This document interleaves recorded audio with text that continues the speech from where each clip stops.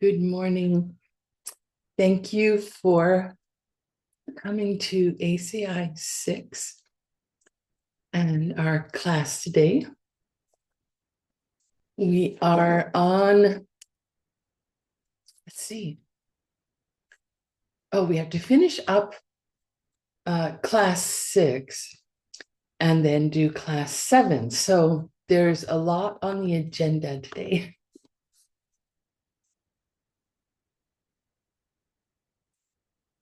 So first, before we get started, please take a moment and refresh your motivation for being here today, for being in this course.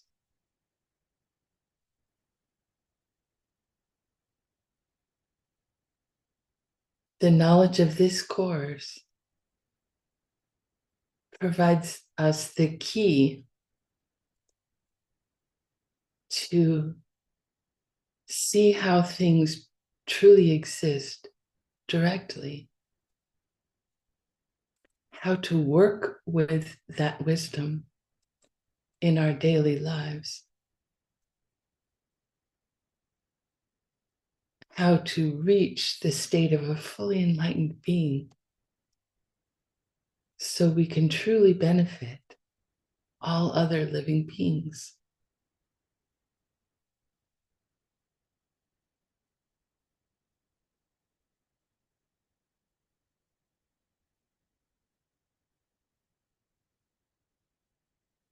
Feel that wish strongly in your heart.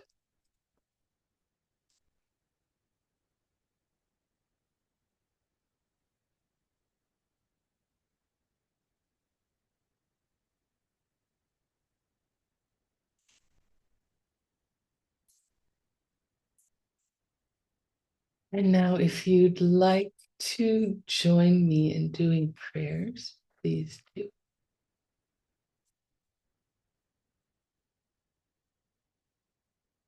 Sashi Puki Jukshin Meto Dram Rira Blingshi Ninde Gampadi Sange Shindu Mikde Uwargi Drokun Namdak Shingla Juparsho Idam Guru Ratna Mandala Kanyayatayami.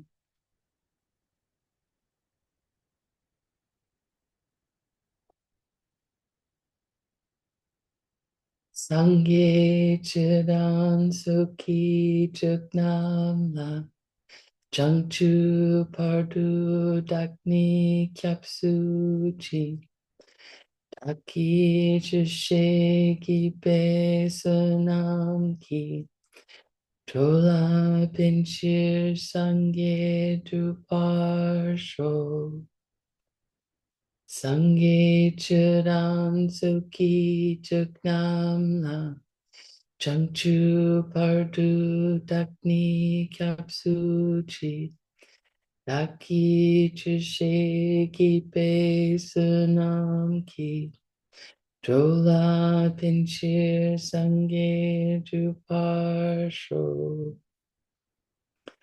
Sangye Chudan Suki Chukdam La Jangchu Pardu Dakni Kyapsuchi Daki Chishe Kipe Sunam Ki Chola Pinchir Sangye Juparsho.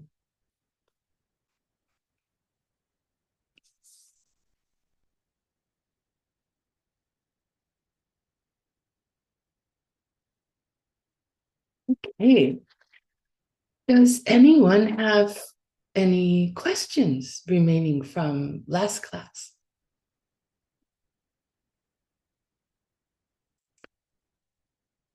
Or are you all excited to continue on?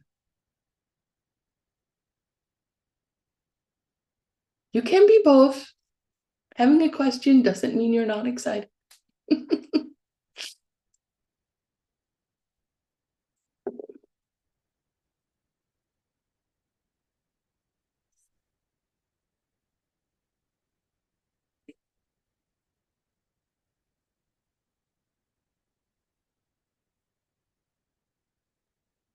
I see something there in a language I can't read. How do we practice renunciation?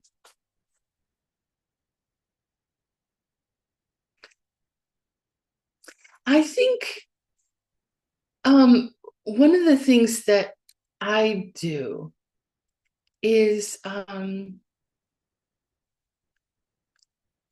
to remind myself in the moment throughout the day. If I'm particularly either attracted to something, like wanting something that's right in front of me, or disliking a particular situation that's going on in front of me, to recall that what's occurring is a result of the ripening of seeds that I planted through my own past actions. That the thing itself doesn't have some quality of being attractive from its own side. And then I'd like just offer that. May this, like if it's something beautiful, like I noticed the other day, this beautiful bush that's blooming with red flowers, just gorgeous. So I can offer that to, in my mind, I offer it to my teachers. I offer it people who need a little bit of beauty in their life, may this bring them some happiness. If it's something that I dislike, I think that may this karma be finished. May no one have this kind of experience again. So by bringing the wisdom of understanding that things do not have within themselves the way of being that it appears to me that they do,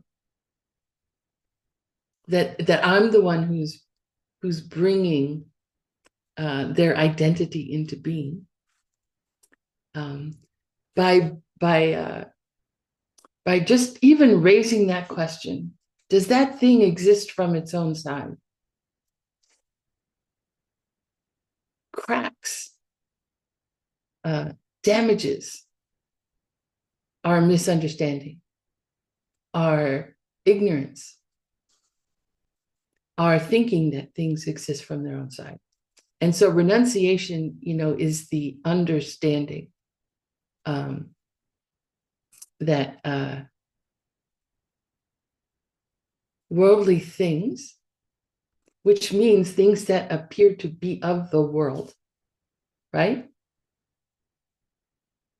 Not and not coming from me. Renouncing worldly things is just that. So bringing that idea to your day-to-day life, especially with things that, we're particularly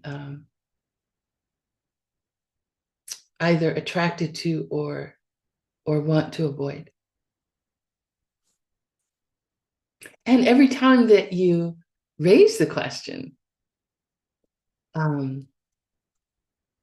like rejoice about that and dedicate it toward like never being fooled again.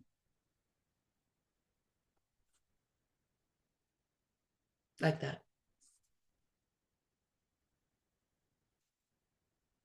You're welcome.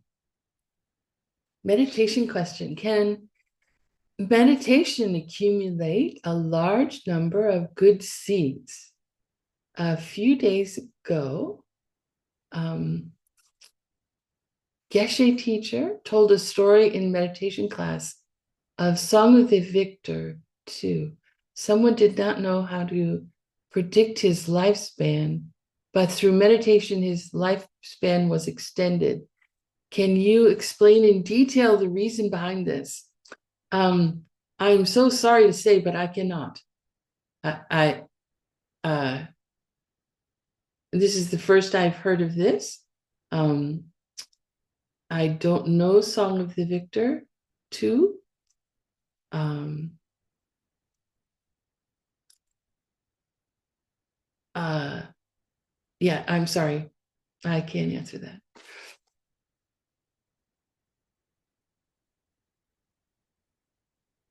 Oh, it's through Yoga Studies Institute. Yeah,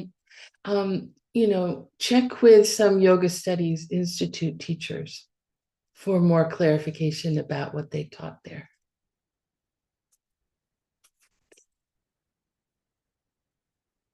I know some of them, not all of them, and I don't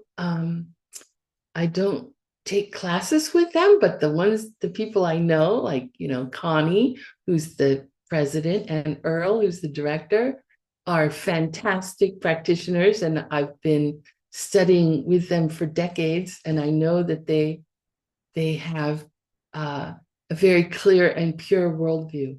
So it's not that I'm saying that, I don't know what they're talking about. It's that I wasn't there at the teaching, so I don't know.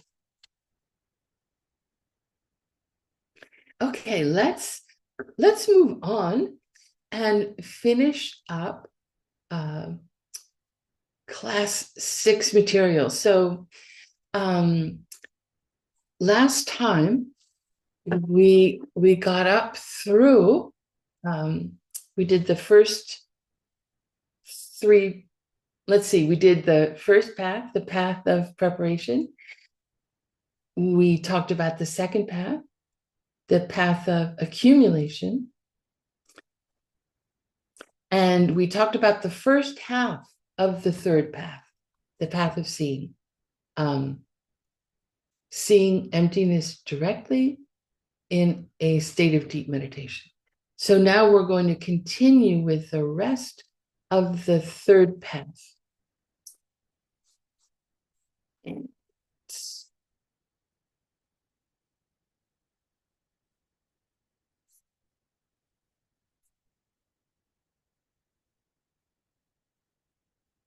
Okay.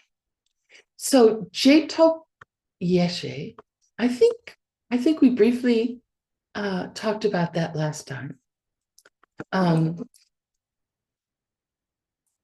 Jetop Yeshe is what we call the second half of the path of seeing. And it just means the wisdom that you have afterwards, being after you saw emptiness directly. There are all these understandings that arise like popcorn popping in your mind. So we'll go through some of them.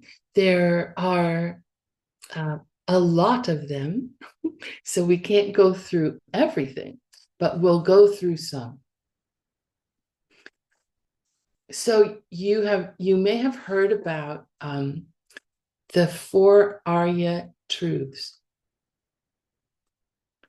The 4 Arya truths are actually sort of a shortcut, an abbreviation of 16 things that you realize. So each truth has 4 understandings or wisdom that pops into your mind for a person who has just seen emptiness directly. Okay. The first one is called Dugnel Dempa. Say Dugnel. It's hard to say for me. Dugnel Dempa. And Dugnel means suffering. Dempa means truth. So this is the truth of suffering. The Arya truth of suffering. And what we'll do is talk about just a couple of examples for each truth. The first example is that as you have come out of the direct perception of emptiness, you see directly your own death. You understand that death is real.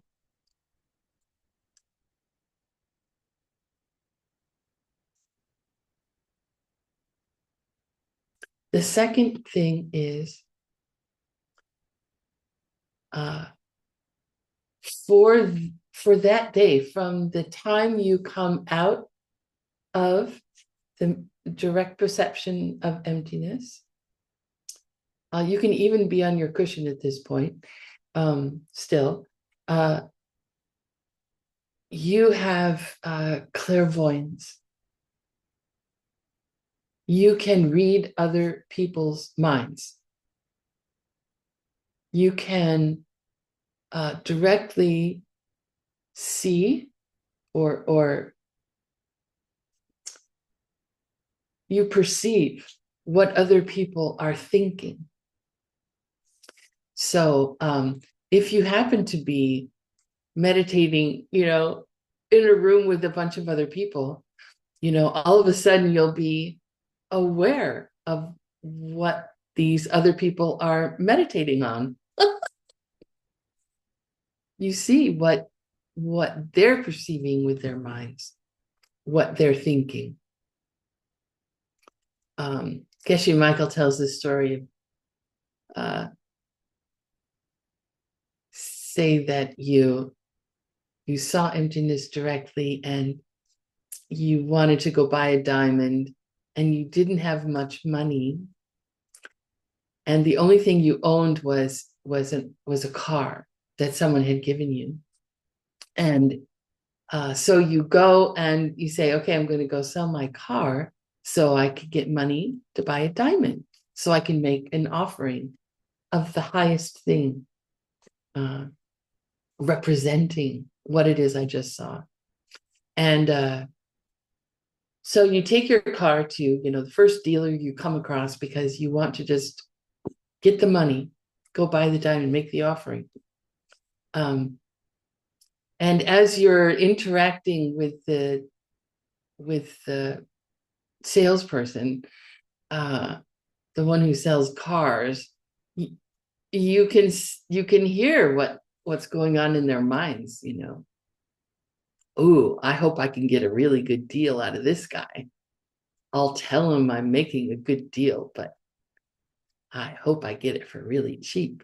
So all this is going on in this other person's mind.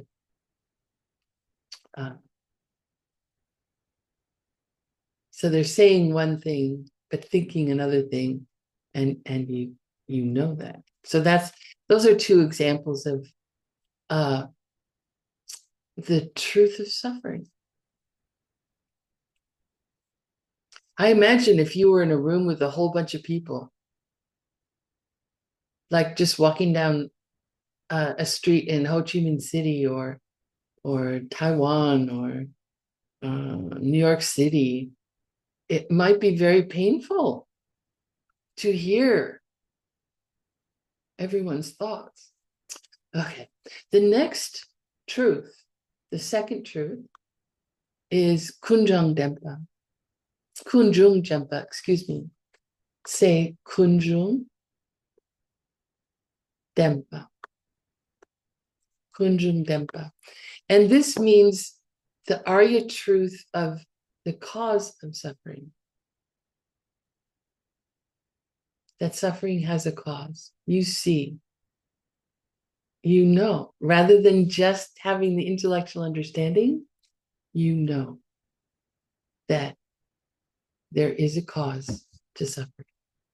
And one of the things you understand is that, or I should say that we will understand if you are who you appear to be.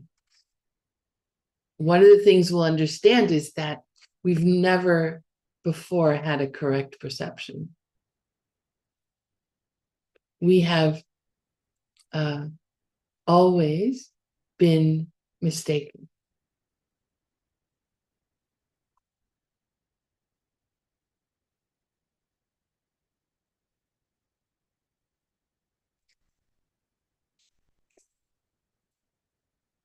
Because we always see things as existing from their own side. So things have always appeared to us as deceptive. And we have taken them to be correct. We have taken, oh, I'm perceiving a pen. There's nothing about this. That's a pen. I've been wrong my whole life. And then the second example, is what Geshe Michael calls the truth of utility. And this is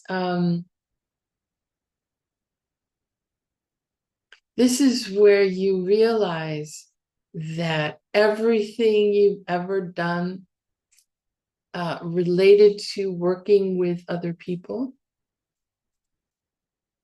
you've done primarily for your own benefit, not for the benefit of others. Now, we may think, oh, no, I'm very generous. I give, money. I give food. I give housing. I'm very generous so that other people have what they need. But there's something, you realize that there has been some part of you, some part of your wish was to bring some benefit to yourself. And we can talk, I wish we had all the time in the world that we could talk more about this one, because this one seems to me that it's a little bit tricky. So hopefully someday we can do that. But if we don't move on, I'll be pushing off more of the class, and then before you know it, I'll have to give a whole class in 3 minutes or something. Okay, so just think about that. Then the third Arya truth is called Gokten. Say Gokten. Gokten. And here we're just abbreviating Dempa down to Den. Here it was Dempa. Gokten. And Gok means cessation or end. So the Arya truth of the end of suffering. Yay.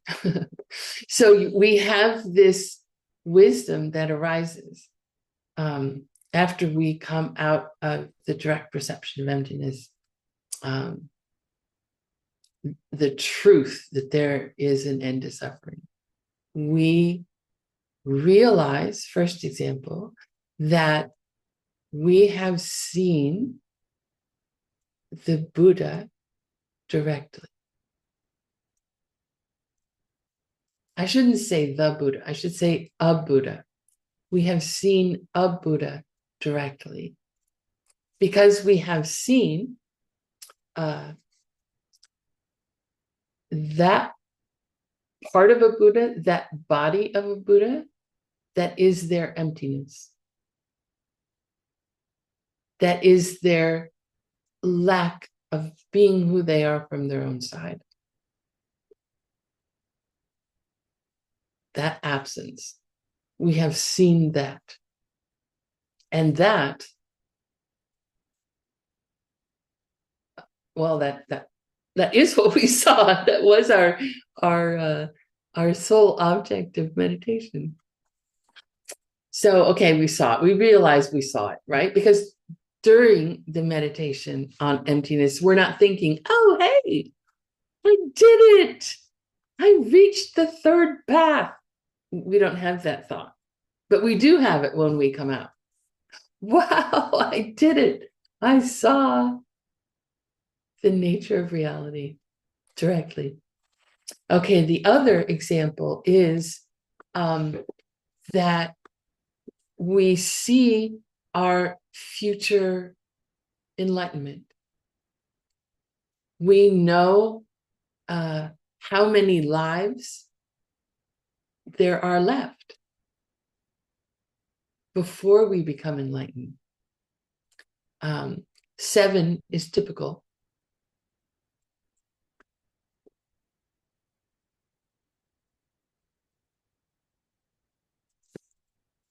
And then another example from the third of the Arya Truths, the Arya Truth of the end of suffering, is we realize we have the wisdom that when we become enlightened, we will not be referred to as whatever our name is right now. So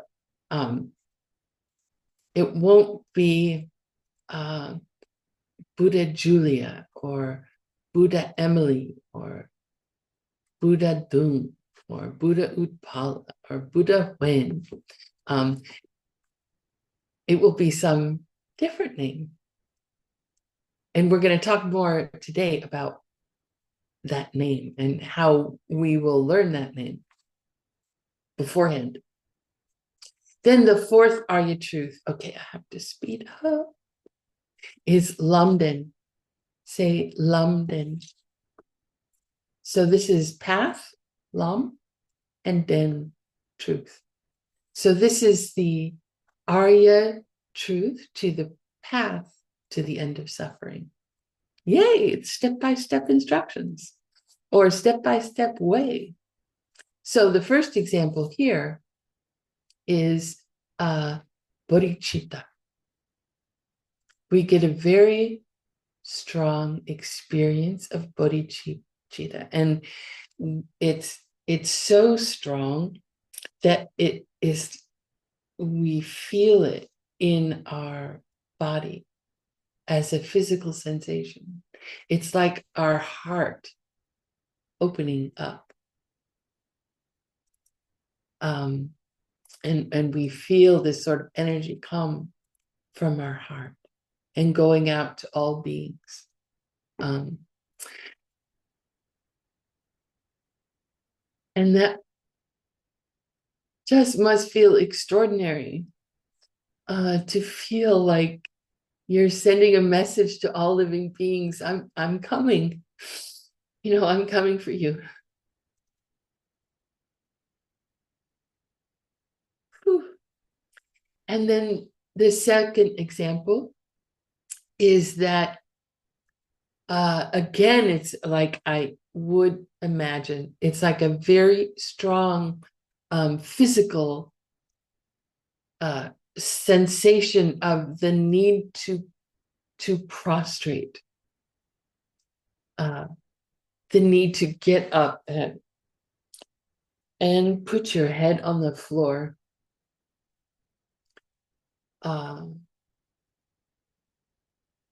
Before an image of an enlightened being, or like a statue of an enlightened being, a reliquary of an enlightened being,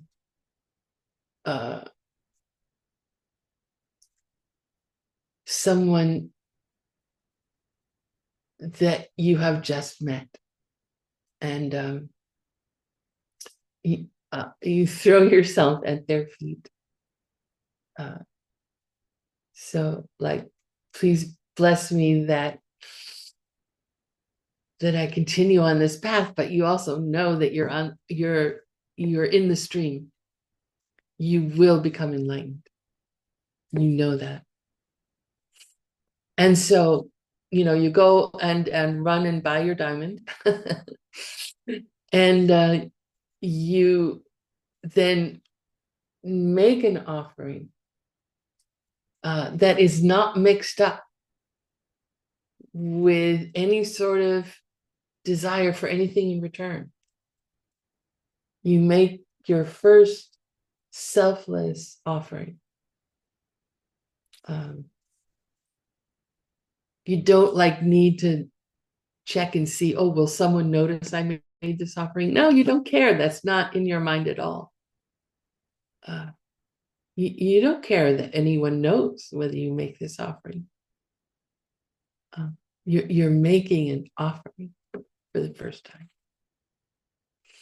And sort of related to that, you understand that images of a Buddha, like a tanka, which is just the Tibetan word for painting, a painting of an enlightened being, you understand that the first person who painted this image that has been copied for over 2,000 years now,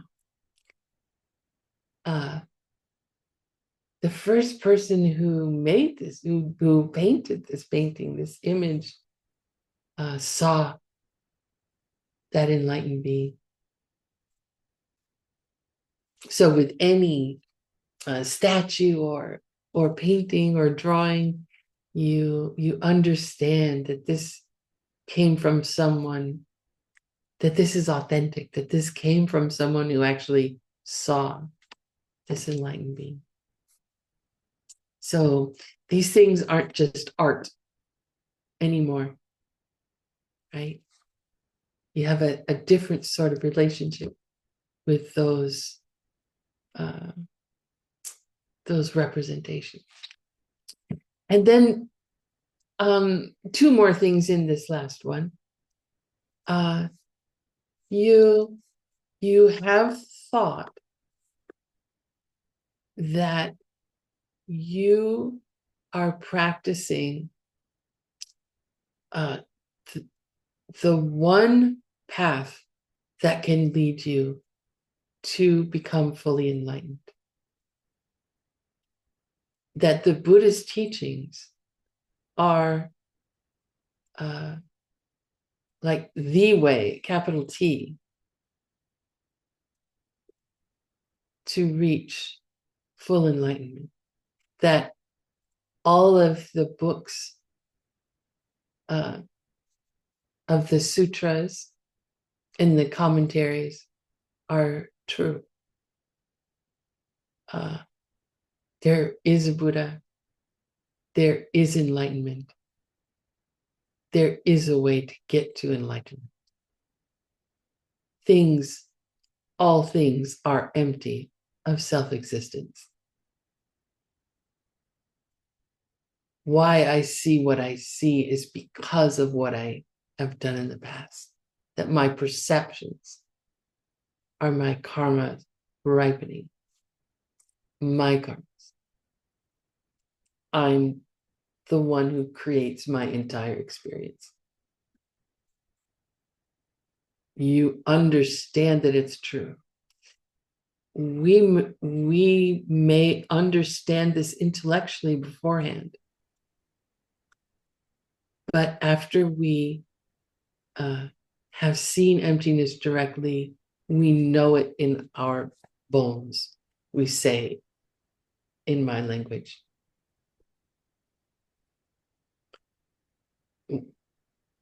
We know it. Then the last example of something that some understanding you have afterwards is that you know you're not crazy. You know you're not crazy. You know what you saw. You understand that you had a tsema, which is an accurate perception. And a tsema about all the things that are wisdoms that are ripening in your mind. You know they're correct.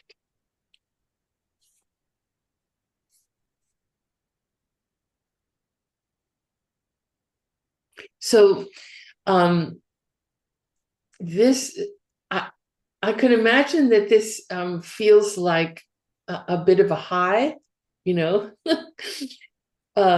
afterwards, that all these wisdoms are ripening in your mind, and that the rest of the day is going to be like quite an amazing experience of like maybe opening your eyes for the first time after being blind your whole life, and walking around and talking with people while all this stuff is going on, while you're reading their mind, while you're understanding where they come from. And so this sort of feeling goes on very strongly for the rest of the day until you go to sleep. And then the clairvoyance part comes to an end as you go to sleep, which is good. Otherwise, people be, you know, their thoughts would be waking you up all night long. Okay, so you know that things are appearing to you in a deceptive way, meaning they're appearing to you to exist from their own side, but you know with certainty that they do not. So this is why we hear this phrase, kyuma tabu. Kyuma tabu, which means things are like an illusion. Things are like an illusion. So this way of things appearing to you deceptively reasserts itself after you have seen emptiness directly. But you know that it's deceptive. Like you don't have to think about it. Like we have to, if you're like me, I have to think about it. I have to remind myself. Oh, right. You know, I stubbed my toe. It's not that chair was in the wrong place. It's that I planted seeds to experience that because I harmed someone else in the past. So anyway, that it just it is a wisdom that you then have with you. So you have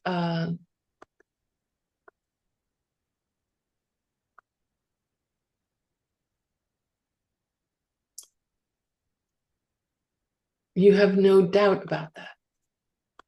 So now we've finished with the third path of the 5 paths: preparation, accumulation, path of seeing, path of habituation, and then path of no more learning. So we finished talking about these 3, and now we go on to the path of habituation. The path of, it's often talked about as getting used to what you saw in the path of seeing. So we're going to get into that. It was at the end of the 6th class, and then also the 7th class is about that. But so the path of habituation is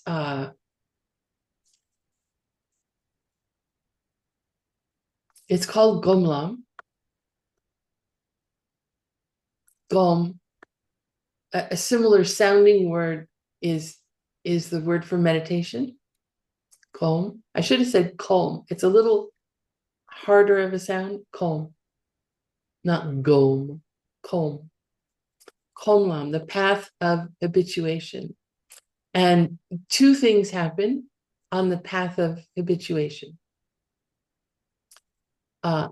This is the path, this is the period of time where you are removing your mental afflictions. You are purifying Sao mẹ không your nghe mùi? mind of, Bà bị ám ảnh mùi chứ mẹ không có nghe, mẹ thính mùi lắm. of mental afflictions. Cái mùi ngoài đó nên chắc anh bị ấy á. So someone has their microphone on. If you could just double check, make sure if you're talking with someone else in your room that your mic is not on. Thanks. So you remove your mental afflictions. I'm not going to do this one because I'm going to do this one later today, actually. So first thing is you remove your mental afflictions. And the second thing is you remove obstacles to omniscience. So those are the two things at that point that are keeping you from being fully enlightened. Mental afflictions and obstacles to omniscience. The obstacles that prevent you from seeing all existing things in all three times,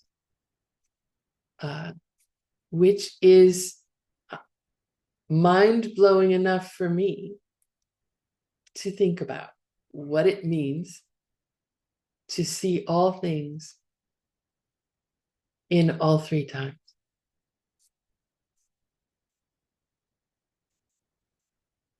So that's what you do in the path of habituation. Now, the about removing mental afflictions, there are two of which, of the, what is there, 88,000 mental afflictions? You lose two at the path of seeing. Tongpang means the mental afflictions that are abandoned,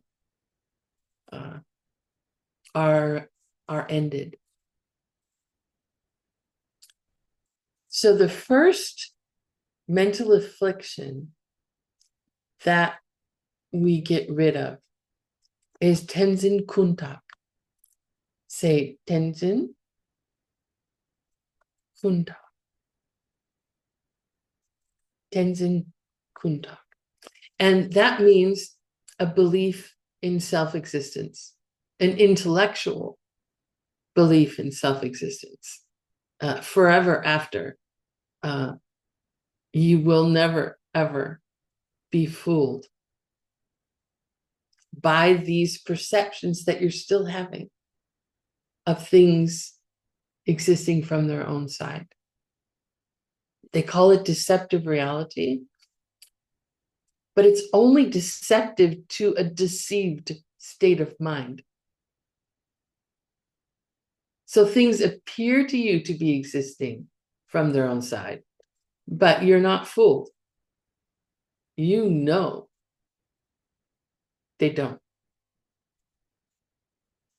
You know that your perceptions are defective in that way. No one can ever shake you from that. That is something that's gone forever after that. No longer deceived. The second mental affliction that you get rid of or bring to an end is Taesong. Say Taesong. Taesong means doubt. You will no longer have doubt in the Buddhist teachings, in this path in full enlightenment itself, you'll have no doubt about that. You'll have no doubt about bodhicitta, all living beings, being able to benefit them all. You have no doubt that you've seen how many lives it will be before you become fully enlightened. And you see that you will be born into a good family, and you will have a pleasant life. You will meet the teachings early.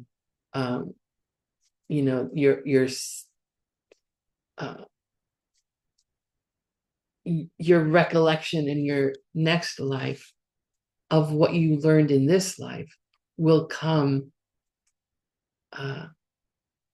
early in your next life.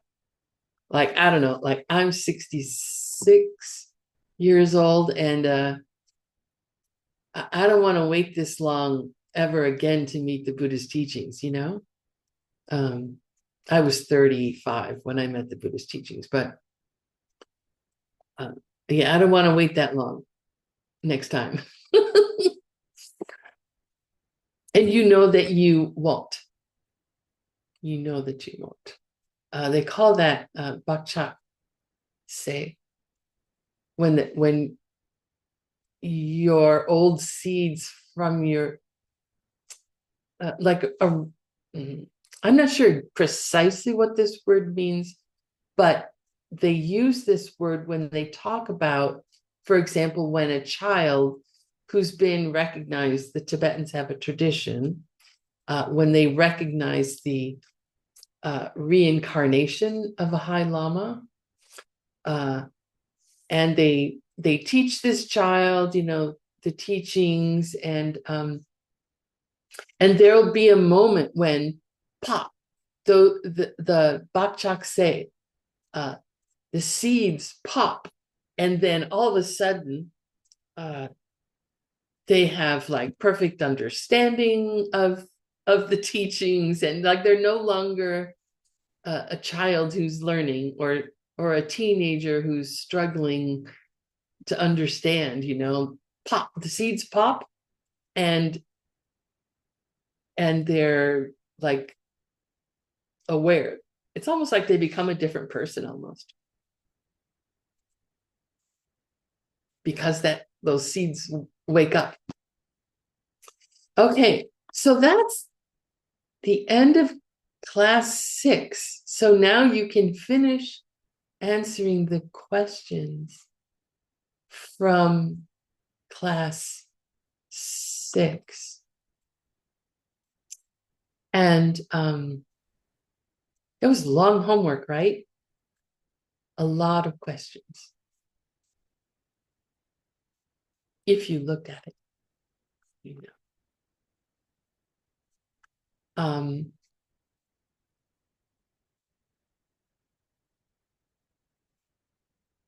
So now we go on to class 7. And that means I need my class 7 Tibetan. Okay. So now we're going to talk about, we talked about the path of seeing now. I should have asked if there are questions, and there is a question. Before we go on to the path of habituation, let's look at this question. When we directly perceive emptiness, is what we see also the manifestation of a seed? Then why is the seed manifestation at that moment real, while the seed manifestations at other times are illusions? Aren't they all unfolding of seeds? Yes, everything we experience is the ripening of a karmic seed.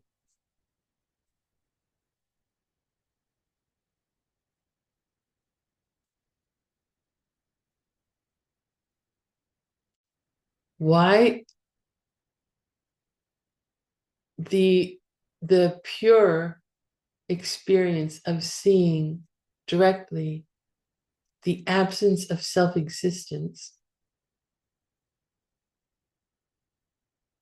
is the first pure thing, or shall we say real thing, true thing we've ever experienced, is because we have created a huge, they talk about it as a pile, like as if seeds were physical things, that we have accumulated a large amount of good seeds. We have, so remember that the path that comes before the path of seeing is the path of accumulation. So in that path, we are refining our wisdom. Like that's the main thing we talked about last time. We're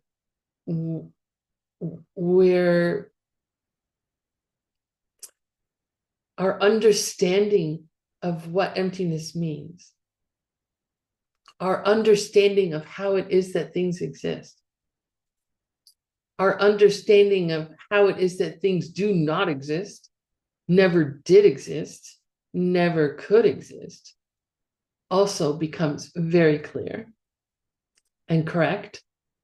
And so in this path of accumulation, we are refining our wisdom. So we're meditating on emptiness. We're refining our mind and its ability to stay single-pointed on an object of meditation for as long as we want. We are doing activities in the world. We are helping other people. We are teaching other people. We are helping those who need help while having an intellectual understanding that, we see people who are in need because we're the ones who created the seeds to see people who are in need. We're doing all these things and in creating an incredible amount of good karma. And in the karma course, remember, we talked about if we also dedicated our actions, our meditations, our study. We dedicate that for a specific purpose. If we don't dedicate, if we don't have a clear motivation before we do something, if we don't dedicate specifically for something like seeing emptiness directly, may these seeds only ripen in the direct perception of emptiness. If we're not doing that, then we're not going to see emptiness directly. We're not going to have that pure experience of the nature of reality. So it is us who creates the direct perception of emptiness for ourselves. But we use the teachings to at their highest level, right? We don't just skate. We don't just memorize things. We don't just do the meditations, 15 minutes. Okay, good. I fulfilled my responsibility. We work on bringing these teachings into our life and into our actions with other people. And we very, very purposely direct our life towards seeing emptiness directly and becoming and having the wish to free all beings and becoming enlightened. Very purposely. That's how we can have a pure perception of the nature of reality. Great question.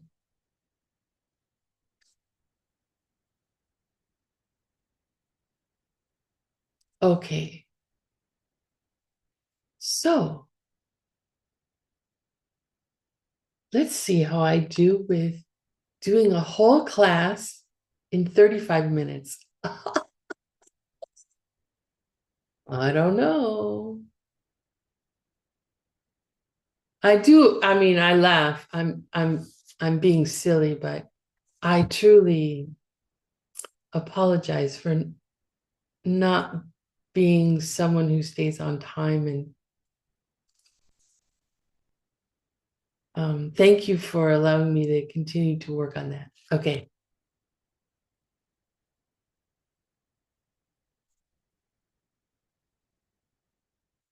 So, path of habituation.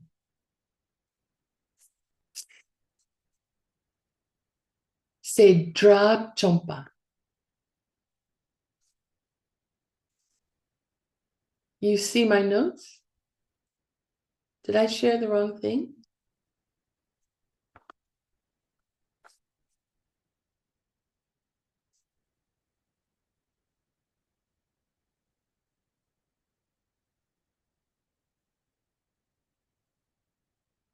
I think this is the right thing.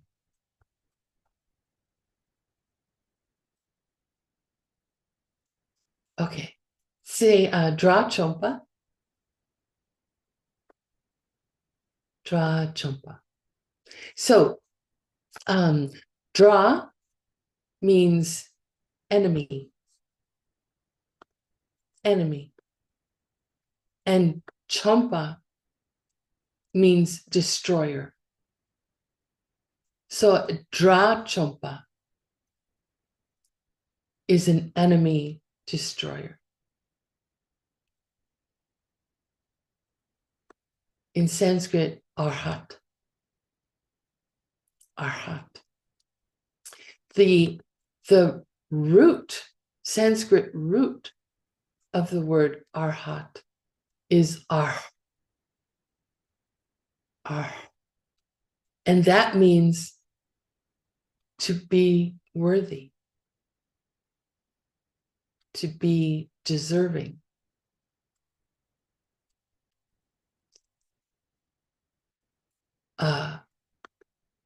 So Dra Champa, an enemy destroyer, they say they are worthy of being prostrated to because they have destroyed the enemy. They have slain the enemy. So the word arhat is a pun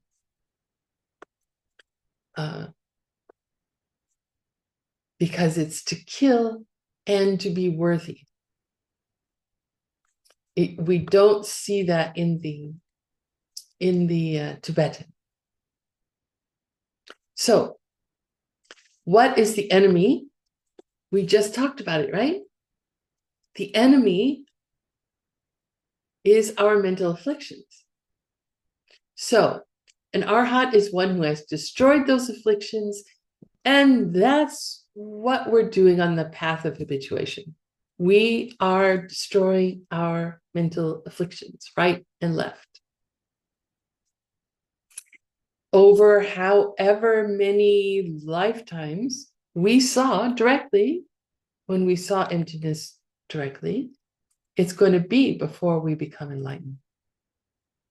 Okay, so that is the arhat that we're talking about. Now, remember, oh, hey, we haven't talked about this in a while. This course is about the Diamond Cutter Sutra. We haven't talked about the Diamond Cutter Sutra for about a week now. So we're going back to the Diamond Cutter Sutra today as we talk about the path of preparation. The Buddha asked Subhuti, what do you think, Subhuti? Is an arhat an arhat?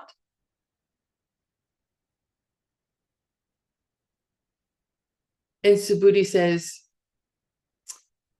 If an arhat thinks to themselves, I'm an arhat, then they're not an arhat.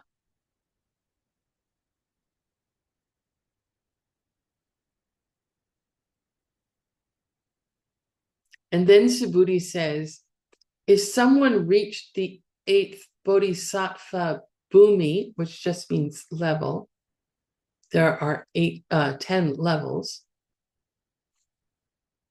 If someone reached the 8th bodhisattva level, is the example of.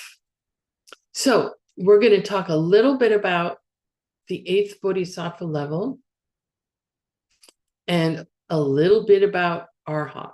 So there are 10 bodhisattva levels. When we reach the first bodhisattva level is when we have the direct perception of emptiness with the wish to become fully enlightened to benefit all beings in our heart. Now, it's not that those two things are our object of meditation, because we can only have one object of attention. Our mind can only focus on one thing at a time. So they say that our hearts are filled with bodhicitta. This can be,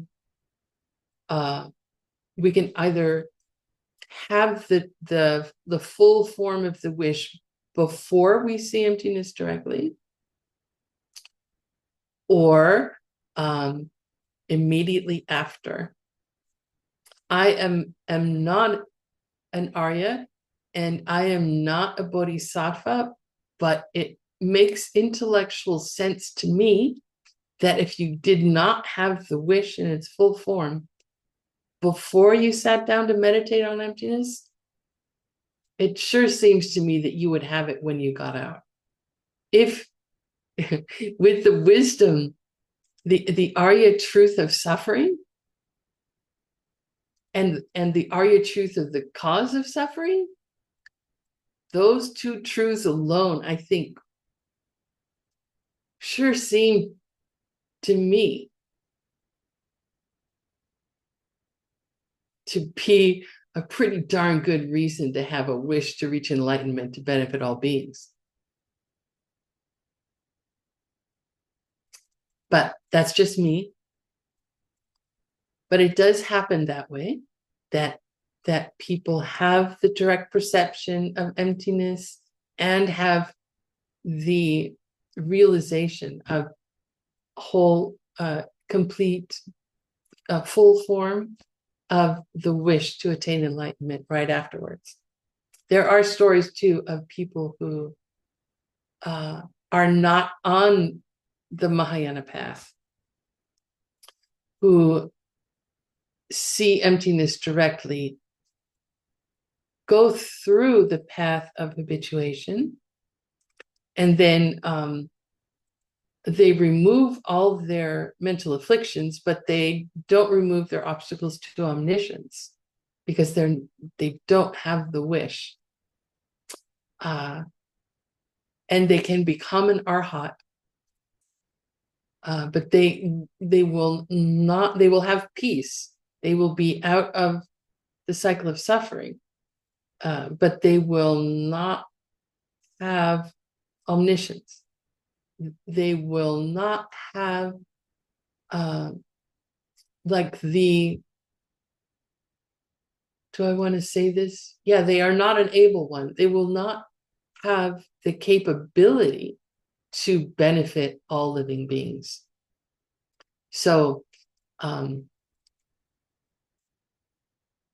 sooner we can develop the wish to benefit all beings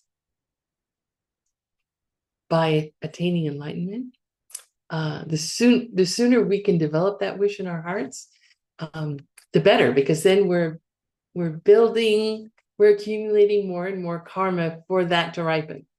Okay. Utpala, at this rate, you will never finish. Okay. There are some 20 different permutations. Genden Nishupa. 20 permutations about like this our lower path, the individual freedom path, and the Mahayana path, the great vehicle, the wish to become fully enlightened. So we're not going to get into it any deeper than that. So we are, our teachings are of the Mahayana. This sutra, Diamond Cutter Sutra, is of the Mahayana. And we are going to talk about then the Bodhisattva path. And on the 8th level of the Bodhisattva track,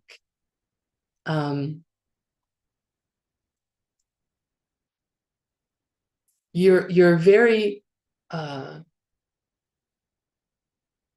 you're a realized being once you see emptiness directly, but you're an even higher realized being when you're on the 8th level of the Bodhisattva path. And there are books about each of these levels that talk about the different things. Remember, this is the path of habituation for a Bodhisattva.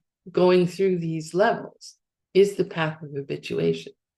So there are books about what occurs at each level, and there are different levels within each level. So there's a lot going on for a Bodhisattva who is on the path of habituation. The 8th level is called Miyowa. Miyowa. And what that means is unshakable here. And within that level, there are 4 levels. And the level that Geshe Michael talked about is called Mikyewe Chula Supa. Mikyewe Chula Supa. Supa, you may recognize from earlier on in this course. Excuse me.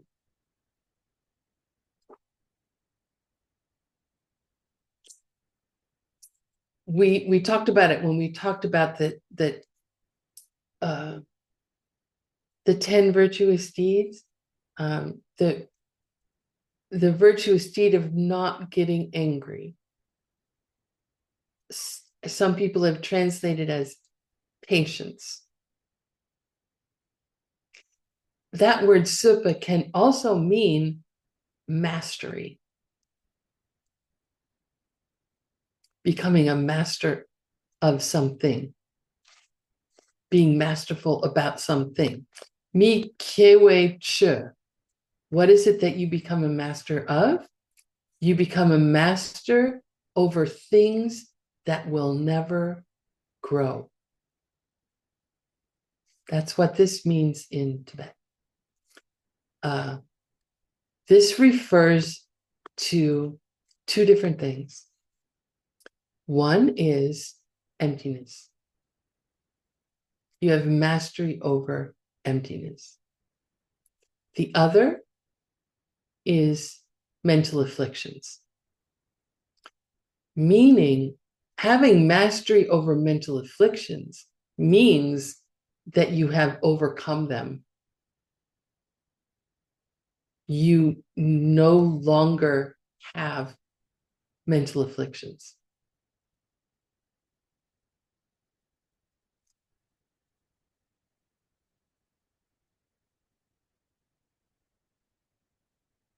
I mean, imagine, how peaceful that must seem to not have any mental afflictions, no more disturbances of mind.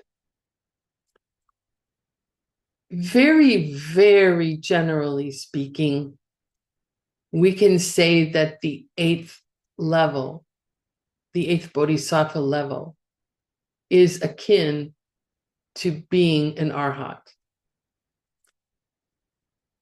It's not technically accurate. There are other small details. A bodhisattva at the eighth level still has the seeds for mental afflictions. They are seeds that will never ripen. So they are like a lower arhat. And of course, they still have obstacles to omniscience. But this is a very high state of being in the world. To have mastery over emptiness and have mastery, meaning having overcome all mental afflictions.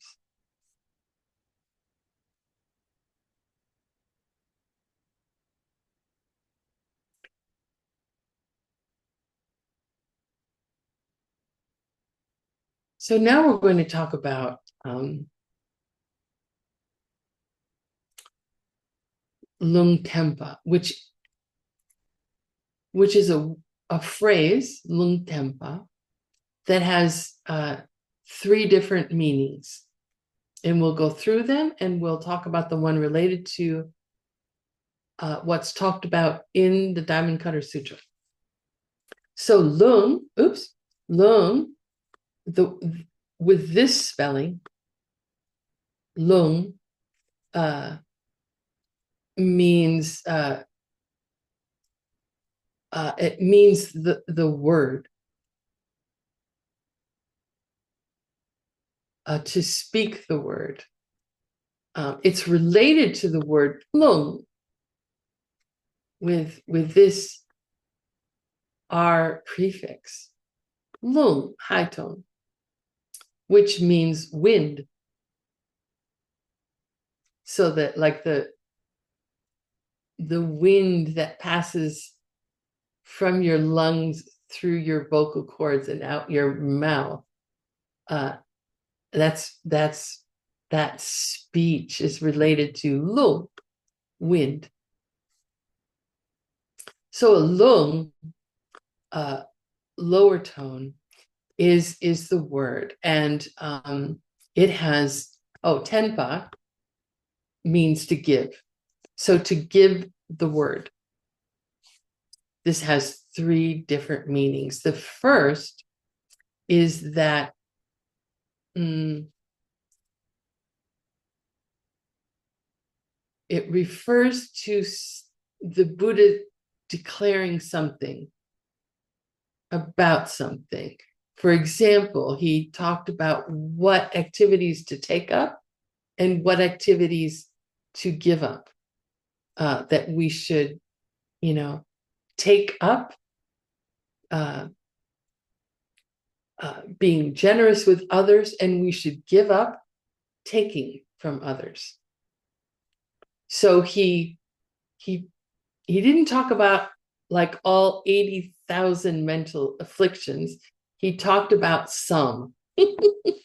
So he specifically talked about some. Like, for example, when Ngotsa, which is a personal shame, where you keep yourself from doing an action that is a negative action when no one else is around, even though no one else is around, because you have made like this promise to yourself, whether it's through a vow or just by practicing the path, that you've made a promise to yourself to refrain yourself from doing things that will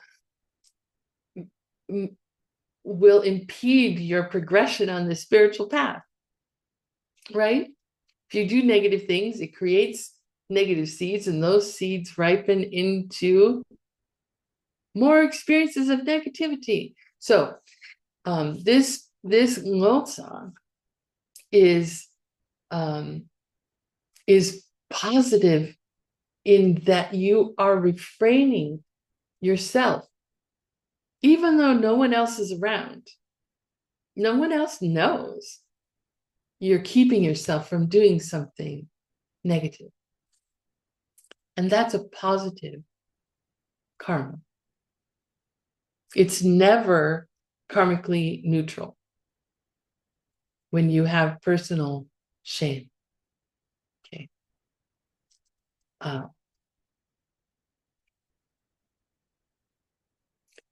Then lung tempa in the negative way, in the opposite way, is anger. Full-blown, uncontrolled, fierce anger is always negative. We talk about it more when we get into Master Shantideva's book on the Bodhisattva way of life. But anger is incredibly destructive to the positive seeds that you're collecting. Incredibly destructive. So both of those, when the Buddha talked about both of those, he was talking about things that are karmically active. There are things that are karmically neutral, like sleep.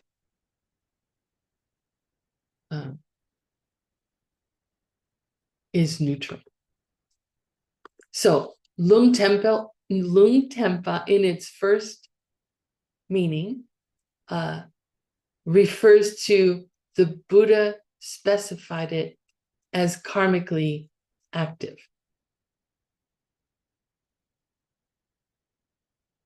Specified something as karmically active, like shame or anger. The second meaning is lungma tempa, which there are famously 14 questions that the Buddha did not answer. 14 questions asked of him that he refused to answer.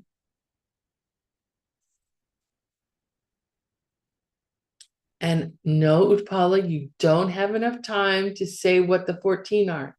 But here's the Tibetan for them. Lungmaten Shushi.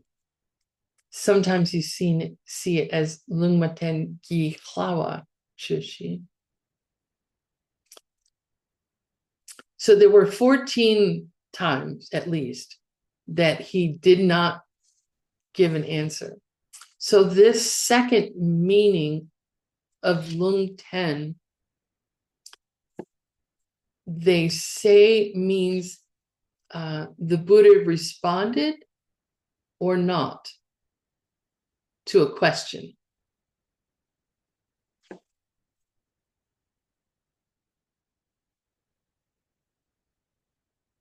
So with these 14 questions, for example, he did not give a Lung Ten. He did not give the word.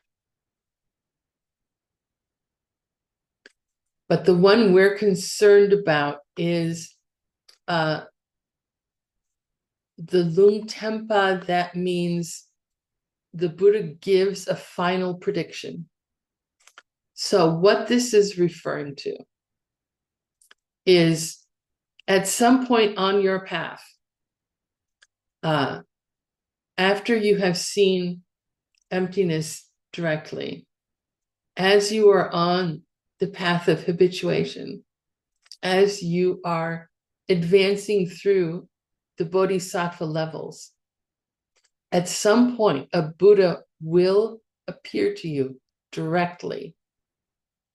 And that Buddha will say, okay, Emily, it is decided. Congratulations. You will be a Buddha, and your name will be Vimala, and you will be on the planet Earth in this universe, and you will come and sit under a Bodhi tree, and you will become enlightened. I can say with confidence, the prediction is made. And that's called a lung tempa. That's the lung tempa that is talked about in the Diamond Cutter Sutra. So you reach a certain level in your practice, a Buddha comes, the Buddha tells you you are going to be enlightened on such and such day, and here's where you're going to be, what planet you're going to be on, here's what your name will be, and it's the prediction of your enlightenment.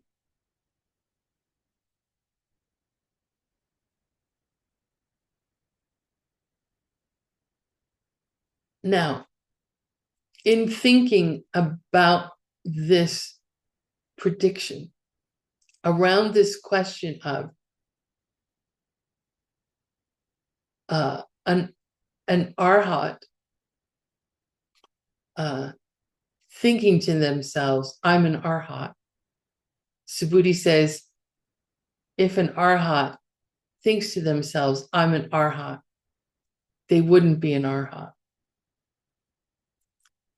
Then he says, if I had thought to myself, he was an arhat.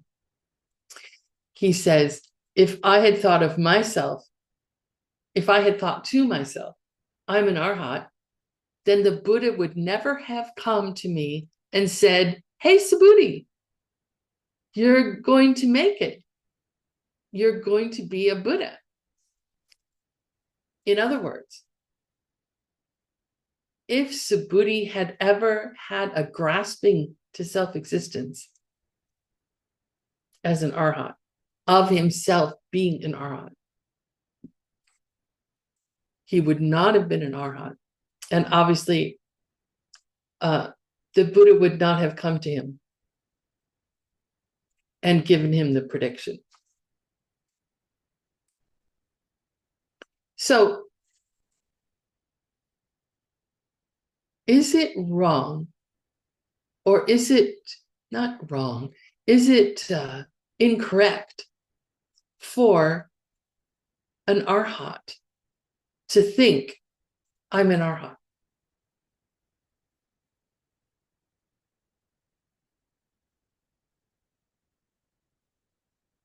No.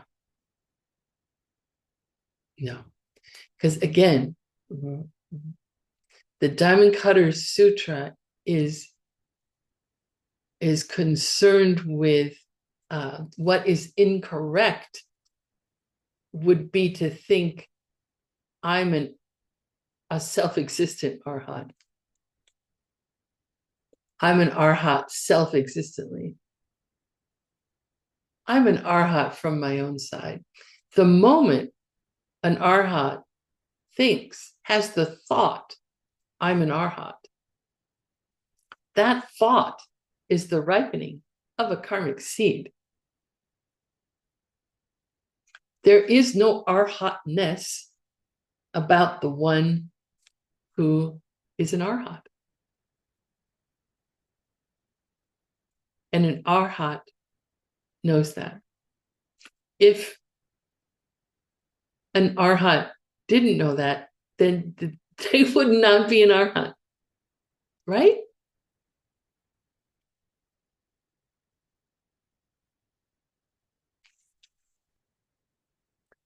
A Buddha, when she looks at herself and thinks, I'm a Buddha, she doesn't think, I'm a Buddha self-existently. I'm really a Buddha. No, she realizes that it is the experience of herself as a Buddha is the ripening of karmic seeds onto this perception, projection is onto a blank screen.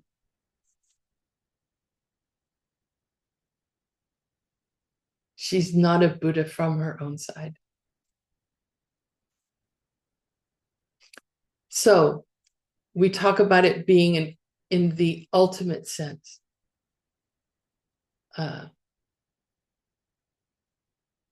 She's not a Buddha. She's not a Buddha independent of her projecting herself as a Buddha.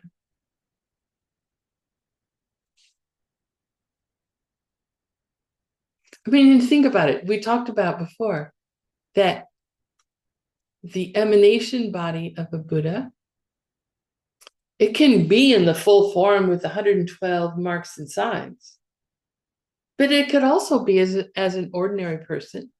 It could be as a tree, a bridge. It could be as anything. And that emanation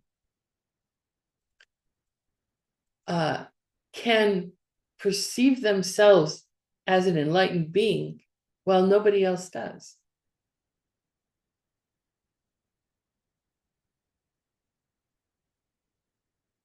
Right? There's nothing enlightened being like about that emanation.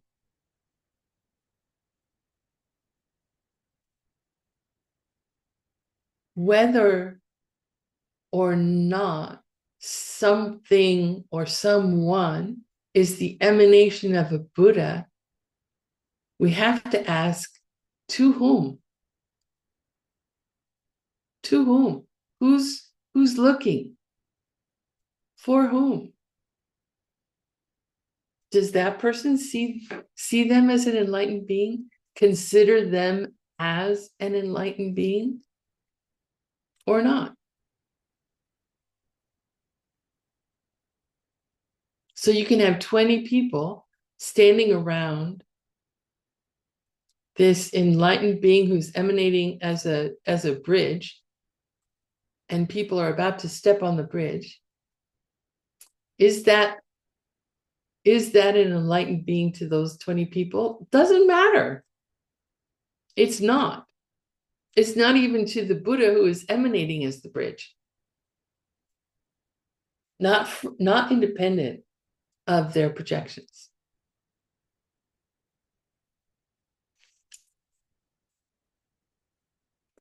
So 2 minutes. Oh, Utpala. So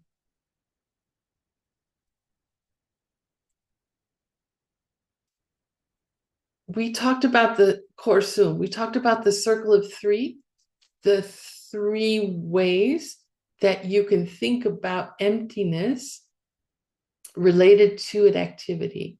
So these are the three ways we use emptiness. We were talking about giving, right? That the giver, the person who receives the gift, and then the act of giving, that we look at the emptiness of those three things, that none of those three things are what they are from their own side. Right. So now with regard to the prediction, it's the same.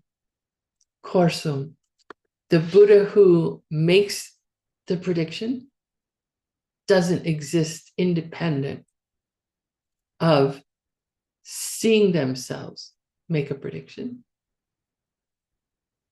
The person who receives that prediction doesn't exist as a person, worthy of receiving a prediction from an enlightened being directly, independent of their projections.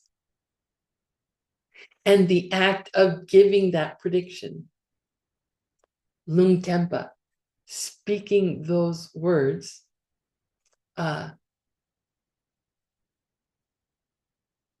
is empty. of existing from its own side. It does not exist in a way that is independent of projections. They are dependent arisings. Okay. So that's what the Buddha means in the sutra when they say that predictions don't exist. They mean it in those three ways. Okay, so we have I have left to cover some information. Thank you for your patience with me. And I will, there's just a bit left. See, there's only this part left.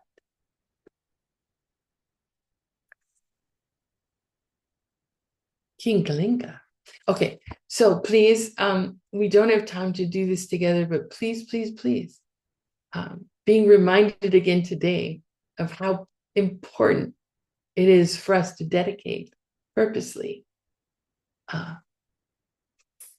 the good karma we've created through studying these amazing teachings together. Please dedicate it to the highest possible goal.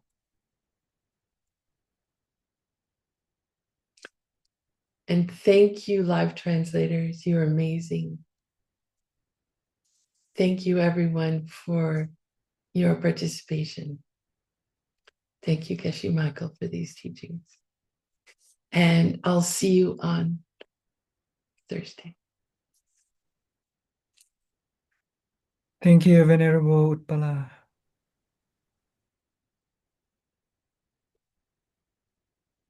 Have a good rest, those of you on the other side of the planet. Have a good evening, those of you not quite so far away. And have a good day, those of you who are closer.